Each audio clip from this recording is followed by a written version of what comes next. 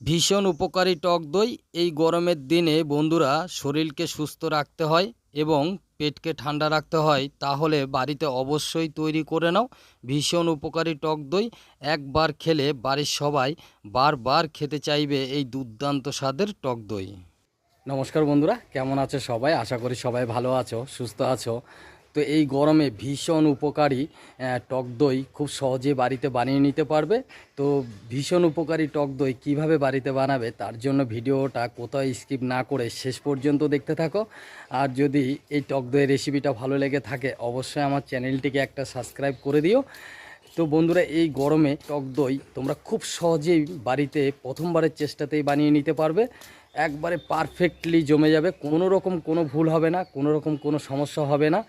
Step by step তোমরা যদি ভিডিওটা ফলো করো তাহলে খুব সুন্দরভাবে দই বসে যাবে, কোনো অসুবিধা হবে না। তো চলো তাহলে টক দইয়ের রেসিপিটা শুরু করা যাক। খুব উপকারী টক দই তৈরি করার জন্য এখানে আমি 500 ml আমলের লিকুইড দুধ নিয়েছি। তো বন্ধুরা, তোমরা এখানে যে কোনো ভালো মানের লিকুইড দুধ নিতে চেষ্টা করবে, তাহলে টক দইটা খেতে দুর্দান্ত স্বাদ হয় আর খুবই টেস্টফুল হয়। তো দেখো, আমি দুধটা কড়াইয়ের মধ্যে নিয়ে নিলাম। এবার এই দুধের মধ্যে আমি দিয়ে দিলাম দুটো এলাচ। এলাচটা দিলে বন্ধুরা টক দইটা খেতে ভালো লাগে আর খুব সুন্দর একটা সেন্ট হয়।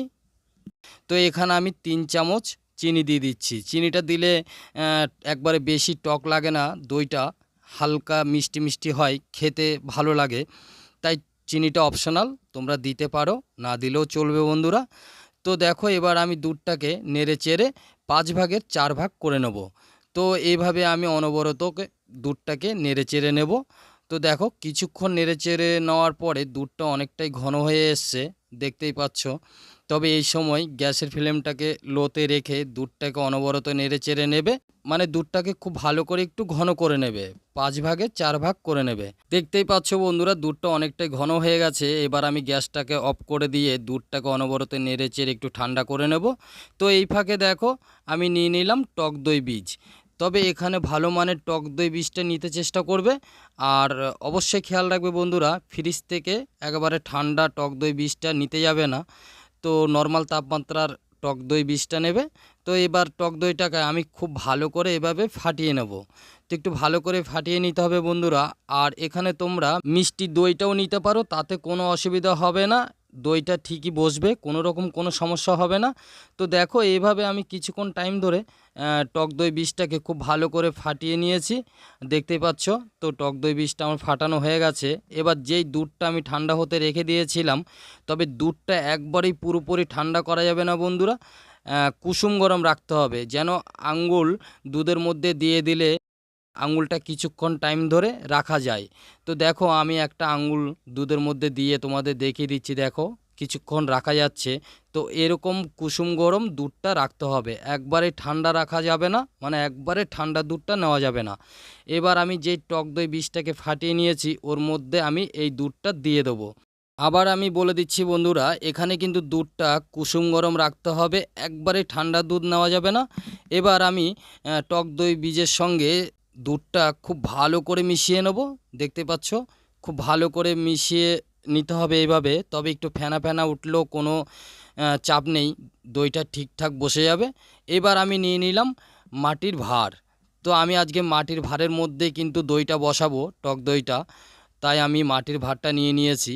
এবার এই মাটির ভাঁড়ের মধ্যে আমি টক দই বিষের সঙ্গে যে দুধটা মিশিয়েছিলাম ওইটা আমি ঢেলে দিলাম। তো দেখো, এখানে ঢেলে দেওয়ার পরে কিছুটা দুধ রয়ে গেছে, তো এটা আমার পরে কাজে লাগবে। তো এবার আমি নিয়ে নিলাম একটা কড়াই। এই কড়াইটা কিন্তু গরম করা যাবে না, নর্মাল তাপমাত্রার কড়াই নিলেই চলবে। এবার আমি এখানে একটা স্ট্যান্ড বসিয়ে দিলাম, দিয়ে এবার এর মধ্যে আমি দুধের ভাঁড়টা বসিয়ে দেবো, মাটির ভাঁড়টা। তো এইভাবে বসিয়ে দিলাম। তো এখানে আমি স্ট্যান্ড নিয়েছি এই কারণে বন্ধুরা, যেন মাটির ভাঁড়টা কোনো রকমভাবে এদিক সেদিক না নড়ে যায়, আর দুধটা কোনো রকমভাবে নড়াচড়া করা যাবে না, এইভাবেই রাখতে হবে। তো বন্ধুরা দেখো, কত সুন্দরভাবে রেখে দিয়েছি, যেন না নড়াচড়া করতে পারে সেভাবেই রেখে দেবে। এবার বাদ বাকি দুধটা আমি দিয়ে দিলাম, দিয়ে দেখতেই পাচ্ছ কত সুন্দর হয়েছে। তবে স্ট্যান্ডটা দিলে বন্ধুরা মাটির ভাতটা একই রকম থাকবে।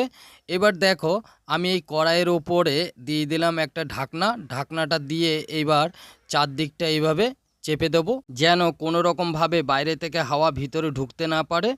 এবার আমি একটা তোয়ালি দিয়ে দিলাম উপরে, দিয়ে এবার এটাকে নাড়াচাড়া করা যাবে না।